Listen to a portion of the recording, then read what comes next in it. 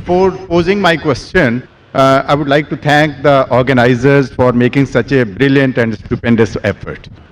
Now, coming to my question, I have a lot of interaction with Muslims because my early childhood and youth was spent among them. But one question has always been not really understood by me, the definition of Allah. Because to my mind and the way it has been given to me by my Muslim friends and acquaintances, that their definition of Allah basically is negation of other faiths and also non-acceptance of their definition of God as such. Your scholarship is very profound. I would like to be benefited by it. The brother asked a very good question, very important question, that he wants to know one thing which has been always in his mind: what is the definition of Allah in Islam? And the definition also includes many things which is negation, and it contradicts the definition of the other faiths. In fact, in Islam, the definition of Allah says what Allah is and also says what Allah is not. Besides knowing what God is, it is also important to know what God is not. So that if someone falsely claims that so-and-so is God, you can easily come to know this is a false claim. As far as the reply to what is the definition of Allah, the best reply that any Muslim can give you is from the Quran, from Surah Ikhlas, chapter number 112, verse number 1 to 4, which says, Kul huwallahu ahad. Say He is Allah one and only. Allahu samad. Allah, the absolute and eternal. Lam yalid wa lam yulad. He begets not, nor is he begotten. Walam yakul lahu kufuwan ahad. There is nothing like him. This is a four-line definition of Allah subhanahu wa ta'ala, of Almighty God, given in the glorious Quran. This is the touchstone of theology. It is the litmus test to identify any person says so-and-so candidate is God. If that candidate fits in this four-line definition, we Muslims have got no objection in accepting that candidate to be God. The first is, Qul huwallahu ahad. Say it's Allah one and only. Allahu samad. Allah, the absolute and eternal. Lam yalid wa lam yulad. He begets not, nor is he begotten. Walam yakul lahu kufuwan ahad. There is nothing like him. For example, I'll give you an example. There are some human beings who say that Bhagwan Rajneesh is God. During question and answer time, there was a Hindu brother who told me that if Hindus don't consider him to be God, I never said that the Hindus call Bhagwan Rajneesh to be God. There are many human beings who claim Bhagwan Rajneesh is God. Now I will give you a sample. Why do we use this negative also? Like say is Allah one and only is positive. Allahu samad, Allah the absolute eternal. Lam yalid wa lam yulad. He begets not, nor is he begotten. Why do we use this? Now we'll put this Bhagwan Rajneesh to test. The first test is, Qul huwallahu ahad. Says Allah one only. Was Bhagwan Rajneesh one and only?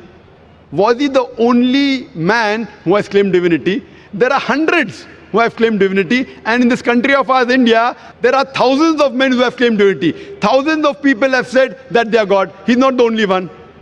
But Rajneesh Bhakt will say, no, Bhagwan Rajneesh is unique. So let's go to the next test. Allahu samad. Allah, the absolute and eternal. Was Rajneesh absolute and eternal? When we read his autobiography, we read there that Bhagwan Rajneesh, he was suffering from asthma, from diabetes mellitus, from chronic backache. Imagine Almighty God suffering from asthma, from diabetes mellitus, from chronic backache. The third test, Lam yalid wa lam yulad. He begets not, nor is begotten. We know Bhagwan Rajneesh, he was born in Madhya Pradesh, and he had a mother and father. And in 1981, he goes to America and takes thousands of Americans for a ride. And in the state of Oregon, he starts his new center known as Rajneeshpuram. Later on, the American government arrests him and puts him behind bars. Rajneesh alleges that the American government gave me slow poisoning. Imagine Almighty God being slow poisoned. And 1985, the American government kicks him out of the country. He comes back to India and goes back to the city of Pune. And there, he goes and restarts his center, which is today called as Osho Commune. And if you visit Osho Commune today, if you go to a samadhi, where his ashes have been kept after he died, it is mentioned over there on a samadhi, on a stone, Osho, Bhagwan Rajneesh, Osho, never born, never died, but visited the earth from the 11th of December 1931 to the 19th of January 1990. Never born, never died. But visited the earth from the 11th of December 1931 to the 19th of January 1990. They forgot to mention on his samadhi that he was not given visas to 21 different countries of the world. Imagine Almighty God coming on this earth to visit different countries and requires visas. And the last test, Walam Yakullahu Kufuwan Ahad, is so stringent that the moment you can compare God to anything in this world, he is not God. Walam Yakullahu Kufuwan Ahad. We know Bhagavan Rajneesh. He had a white beard. Like the human being, he had two eyes, one nose, one mouth, two hands. The moment you can compare God to anything in this world, he is not God. Walam Yakullahu Kufuwan Ahad.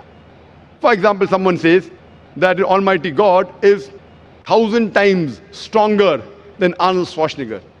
You may have heard the name of Arnold Schwarzenegger, the person who got the title Mr. World, strongest man in the world, Mr. Universe, the strongest man in the universe. The moment you can compare God to anything in this world, whether it be Arnold Schwarzenegger, Dara Singh or King Kong, whether it be 1,000 times or 1,000,000 times, the moment you can compare God to anything in this world, he is not God. Walam Yakullahu Kufuwan Ahad. So this, brother, is, in short, the concept of Almighty God. As far as the second part of the question is concerned, that why does it contradict with the concept of God in other religions? In fact, it's a misconception that the concept of Allah subhanahu wa ta'ala in the Quran, it contradicts with the other religions. It contradicts against the practices of the other religion, I agree with you, but does not contradict against the other religious scriptures. Because unfortunately, the followers of most of the religions, whether it be Christianity, Hinduism, etc., they do not read their own scriptures. So if we analyze the practices of the non-Muslims, it does contradict. But if you go back to the scripture, if you have to understand the concept of God in any religion, the best is to try and find out what that scripture of that religion has to speak about God. Don't try and find out the concept of God by observing what the followers of the religions do. For example, if you want to know the concept of God in Sikhism, the best place you can go is Guru Granth Sahib, Adi Granth. If you read the first volume, first chapter, first verse of Guru Granth Sahib, it is known as Japuji. What does it say? Correct? Known as Japuji. It says that God is one. He is called the true. He is called as eternal. He is existent. He is compassionate. He is free from fear and want. And if you know, in Sikhism, Sikhism believes in one God. It does not believe in idol worship. It does not believe in Avatarvada. And in the manifest form, he is called as Ek Omkara. And unmanifest form, he is called as Omkara. And if you read the scriptures of Sikhism, there are various attributes given to Almighty God. If you read the 6 scriptures, Almighty God, he is called as Sattanama. He is called as holy name. He is called as Kartar, the creator. He is called as Rahim, merciful. He is called as Kareem, beneficent. He is also called as Vahe Guru, the one true God. So if you go back to the scripture, the concept of God in Sikhism and Islam is the same.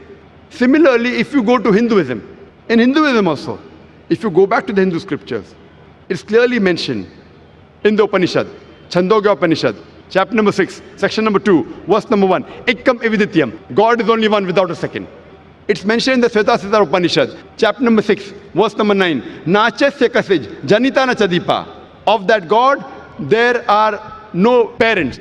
He has got no superior. He has got no Lord. It's mentioned in Svetasastra Upanishad, chapter number 4, verse number 19, as well as Yajurved, chapter number 32, verse number 3, Na trasya pratima asti. Of that God, there is no pratima.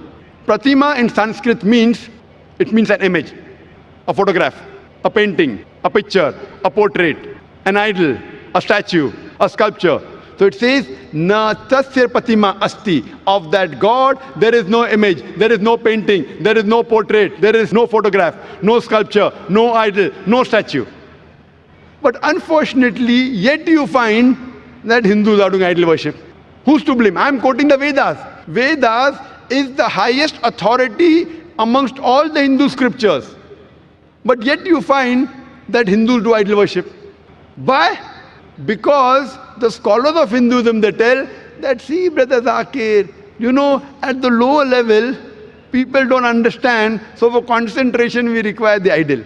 When we reach a higher level of consciousness, then idol is not required. So I tell this Hindu Pandit, we Muslims have already reached the higher level of consciousness.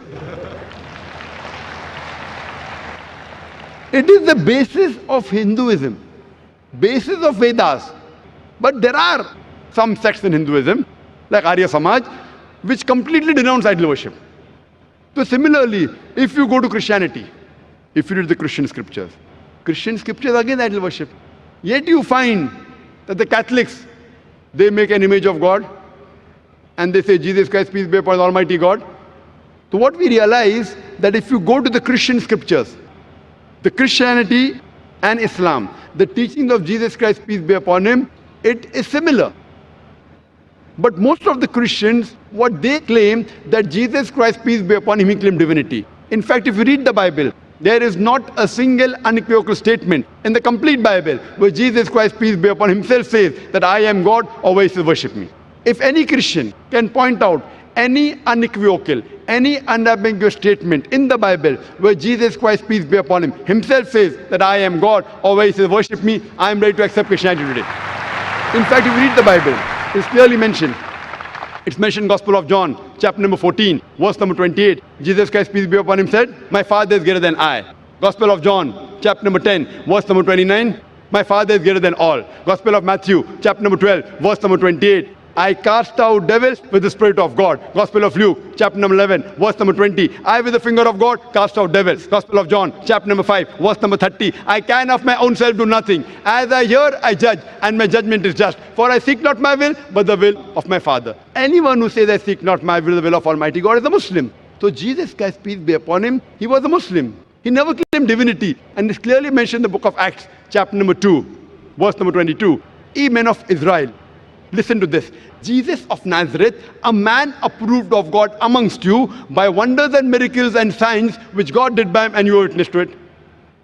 A man approved of God amongst you by wonders and miracles and signs which God did by him, and you were witness to it. So if you read the Bible, even in Judaism and Christianity, they believe in one God who has got no images. It's clearly mentioned in the book of Deuteronomy, chapter number 5, verse number 7 to 9.